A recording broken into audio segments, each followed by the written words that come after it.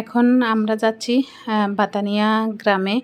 আসলে বাতানিয়ার রাস্তাটা কিছুটা রাস্তা উঁচু হওয়ার কারণে কিছু রাস্তায় পানি উঠেনি, কিন্তু পরবর্তী যে রাস্তা আছে সেখানে কিন্তু পানি উঠে গিয়েছে এবং রাস্তার দুই পাশে প্রত্যেকটা বাড়িতে পানি।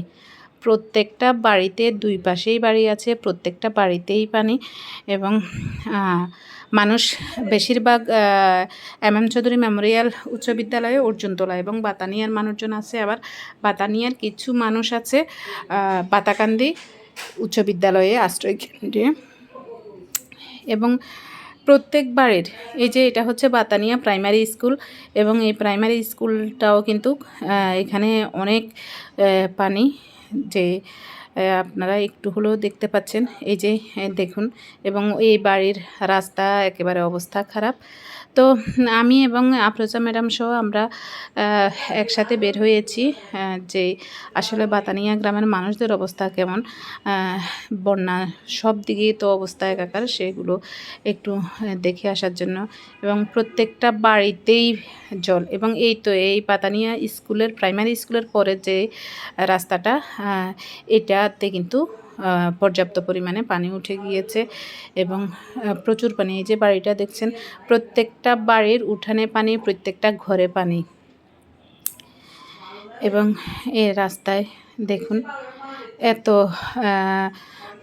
পানি যে অনেকেই রাস্তায় মাছ ধরতেছে এবং একটু পরেই আমরা দেখতে পাবো অনেকেই দুই পাশে সবাই মাছ ধরতেছে। আসলে এমন অবস্থা, মানুষের এখন অন্য কোনো কাজ করারও সেই সম্ভাবনা নেই। মানুষ চারপাশে মাছ ধরছে ঠিকই, তবে বিদ্যুৎ না থাকার কারণে মাছগুলো তারা সঠিকভাবে সংরক্ষণও করতে পারছে না, অর্থাৎ কারেন্ট না থাকার কারণে ফ্রিজে তারা মাছ সংরক্ষণ করার সেই ব্যবস্থা নেই। অনেকে সেগুলো ধরে বিক্রি করে দিতেছেন। তো আসলে এই অবস্থায় মানুষ কি করবে, কোথায় যাবে, কার কাছে যাবে, কোনো সুযোগ নেই। কোথাও দিক বিদিক শূন্য হয়ে পড়েছেন তারা। এবং প্রত্যেকটা বাড়িতে, বাতানিয়া গ্রামের প্রত্যেকটা বাড়িতেই পানি এবং শুধু একটুখানি রাস্তা আপনার ভালো পানি থাকে না, নাহলে এরপর রাস্তাতে পানি। এই যে দেখতেছেন অনেকেই কিন্তু মাছ ধরতেছে। আসলে এখন পয় নিষ্কাশনের অবস্থা খুব খারাপ এবং বেশিরভাগ বাড়িতে টিউবওয়েলগুলো ডুবে গিয়েছে এবং পানির ব্যবস্থাও নেই। এবং বিদ্যুৎ থাকার কারণে অনেক বাড়িতে মোটর ছিল, তো আসলে তখন তারা ওইভাবে মোটরের মাধ্যমে পানি উঠিয়ে সে বিশুদ্ধ পানি পান করতে পারত। কিন্তু এখন বিদ্যুৎ না থাকার কারণে কোনোভাবে অন্তত গত 3 থেকে 4 দিন এলাকাতে বিদ্যুৎ নেই এবং যার কারণে তারা আরও অসুবিধায়, বিশুদ্ধ পানির অভাবে পড়ে গেছেন এবং প্রয়োজনীয় সরঞ্জাম আদি, রেফ্রিজারেটর, এগুলো অনেকাংশে ওইগুলোতে মাছ থাকার কারণে সেগুলো নষ্ট হয়ে যাওয়ার সম্ভাবনাটাই বেশি। এই যে দেখুন রাস্তায় কি পরিমাণ পানি, এই পানির নামবে কবে, কিভাবে নামবে, কোথায় যাবে। এবং আমরা আসার পথে দেখেছি, এখন যাওয়ার পথে এই যে বাড়িটা দেখুন, যাওয়ার পথে যে পানির যে অবস্থা, আসার পথে পানি আরও কিন্তু বেড়ে গিয়েছিল। সেটা দেখে আসলে আরও খারাপ লেগেছিল। আসলে বানবাসী মানুষদের এদের কী অবস্থা হবে, একমাত্র সৃষ্টিকর্তা ছাড়া তারা এই দুর্যোগ থেকে রক্ষা পেতে অনেকটা সময় লাগবে এবং বন্যা পরবর্তী পরিস্থিতি হয়তো আরও ভয়াবহ হবে, কারণ যেই পানিতে নামার কারণে, মানুষের থাকার কারণে, নামার কারণে বলতে পানিই তো আছে, পানির মধ্যেই তাদেরকে চলাচল করতে হচ্ছে। তো সেক্ষেত্রে চর্মরোগের প্রাদুর্ভাব বেড়ে যাবে এবং পানিবাহিত রোগ, ডায়রিয়া, আমাশয়, এগুলোও হওয়ার সম্ভাবনা বেশি।